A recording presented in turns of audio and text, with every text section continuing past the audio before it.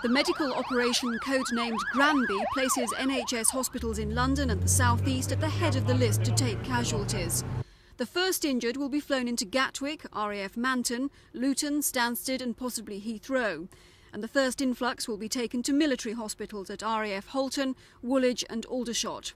When they're full, the demand will first fall on London's hospitals, where managers could have less than 24 hours notice that beds are needed.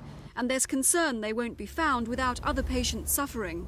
It's not going to be possible to offer those servicemen the very best treatment which they need, and at the same time both cater for emergency services that are required in the London area and also maintain people coming off the waiting list, which have been waiting often for months. The North East Thames Regional Health Authority alone have been told to expect up to 70 casualties a day, and occasionally twice that number.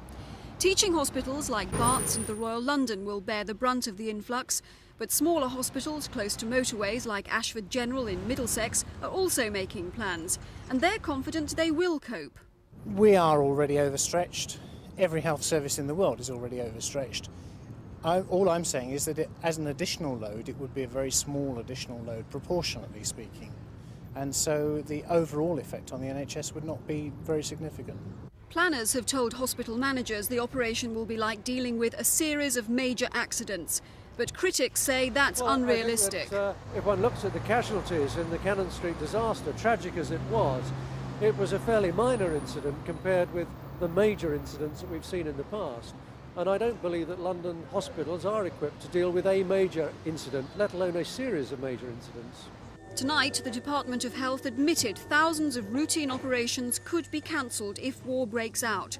But they're adamant emergency services won't be affected. And Health Minister Virginia Bottomley hinted that extra cash could be available. No financial consideration should inhibit the steps that they will take.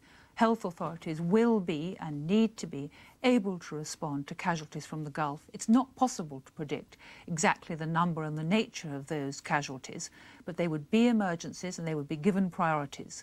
All the government's plans are based on casualties being received for no longer than 5 days. Tonight, there's concern London's hospitals couldn't continue to provide a full service for even that short period.